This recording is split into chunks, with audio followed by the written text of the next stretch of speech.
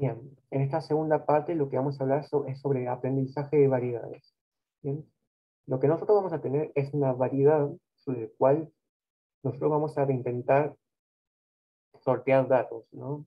Van a haber observaciones que van a estar sobre esa variedad, una superficie, un plano, bien, generalmente algo no lineal. Entonces lo que queremos nosotros es ver cómo intentar reducir la dimensión de los datos, visualizarlo en menor dimensión, pero conservando la estructura que tienen dentro de esa variedad lineal. Quiero que se respete esas distancias que hay entre cada uno de los datos, ¿bien? Pero también quiero que esa, esa representación en dimensión menor dé cuenta de que provienen de una superficie, de una variedad, ¿bien? Tener información sobre eso. Entonces, de eso va a tratar esta segunda parte. Entonces, lo que decía recién, sorteamos unos datos x1 hasta xn sobre una variedad m, bien, de R a la R, y nosotros queremos conseguir su representación en R a la t, ¿no? Nos tiran xy, xj, y queremos ver cómo lo podemos representar en x y sub i y sub j, ¿bien? Entonces, lo que habíamos visto recién, lo que habíamos visto antes, era que nosotros queríamos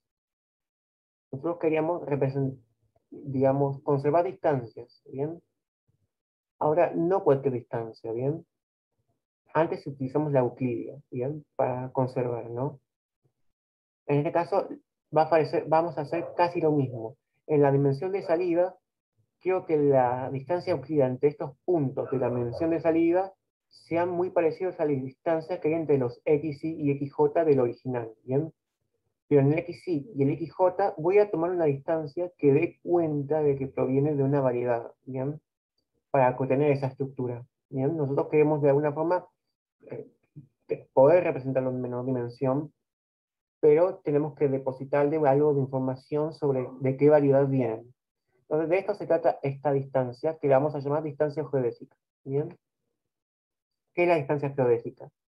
Suponete que a mí me tiran dos observaciones, una acá, en este puntito, y otra acá en este otro puntito, ¿bien?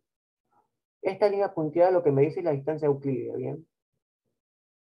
Pero no es muy representativo de la variedad. Esto no me da información si yo intento utilizar las distancias euclidianas, ¿bien? Porque la observación esta y la observación esta, es verdad, están relativamente cerca, están algo cerquita, ¿no? Pero si lo miramos desde la distancia euclídea de R3, ¿no?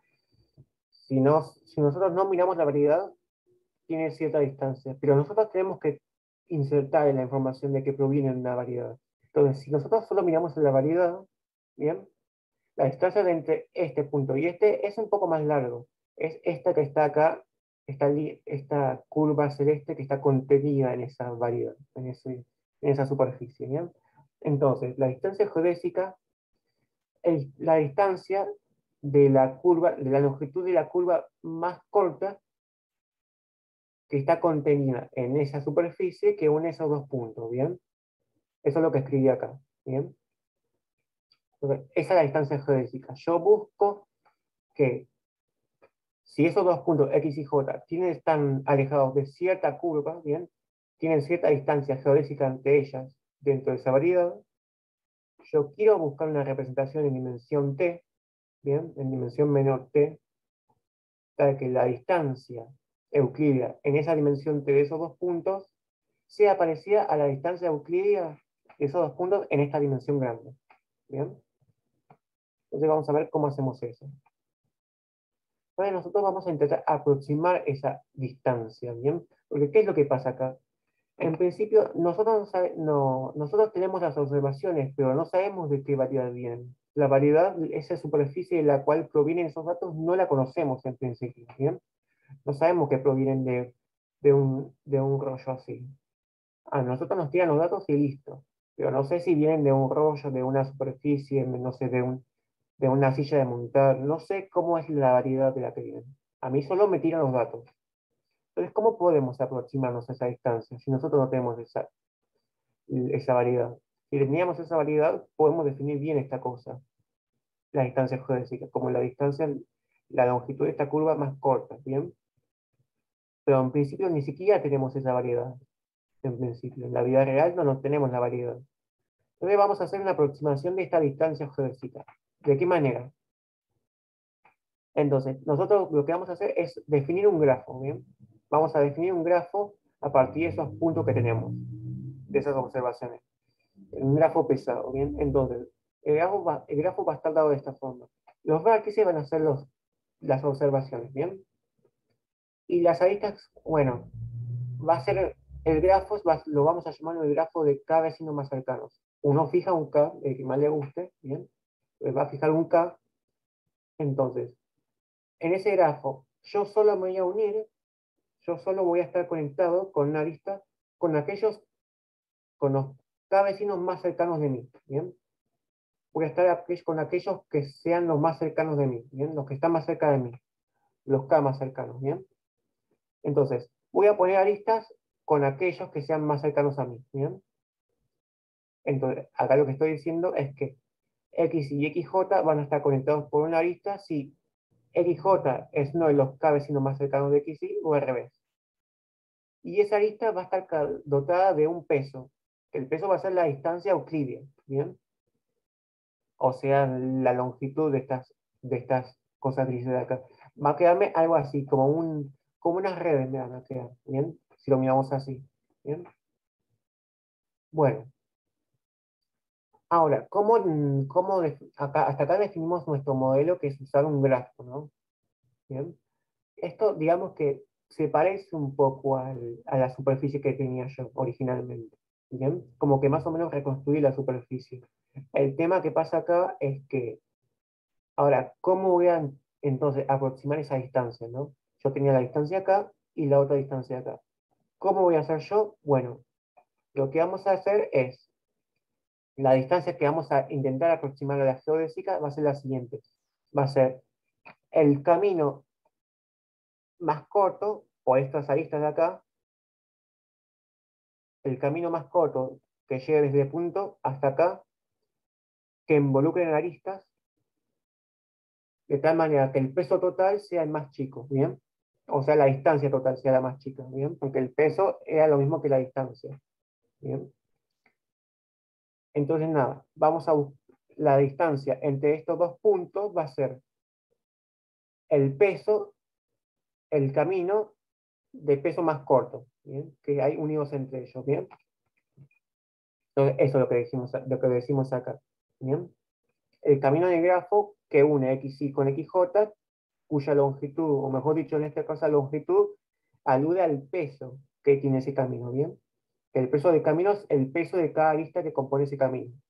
Un camino simple, vamos a asumir, ¿bien? Entonces, nada.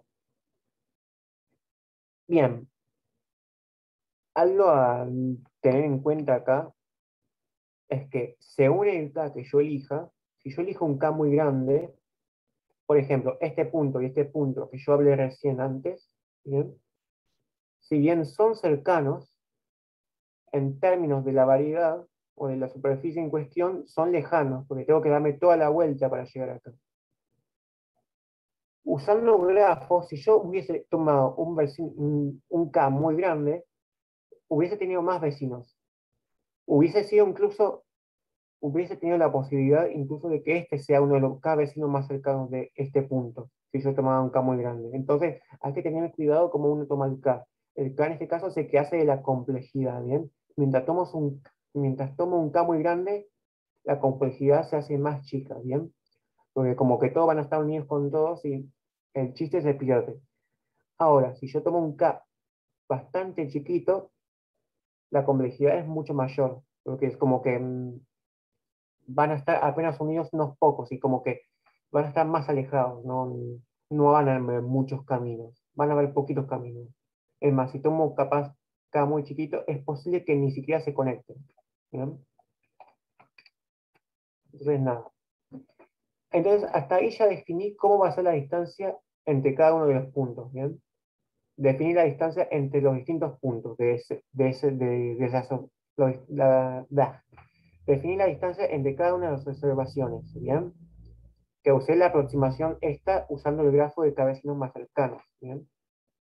Entonces, nada, ahí tengo las distancias puedo definir ahí la matriz de distancias, ¿bien? Según el grafo, ¿bien? Entonces, lo que vamos a hacer es aplicar MDS, lo que vimos recién, usando la matriz de distancias, ¿bien?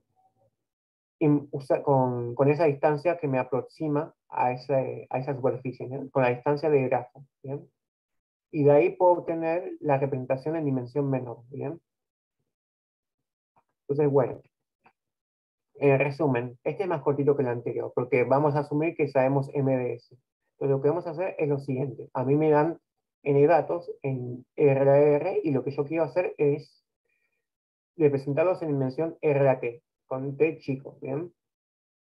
Y este K que va a ser el que me va a determinar cuántos vecinos voy a tener de cerca, con cuántos voy a conectar esa observación, con cuántos me voy a unir, ¿bien? Entonces vamos a construir el grafo pesado, como dijimos recién, el grafo pesado de cada vecino más cercanos, ¿bien?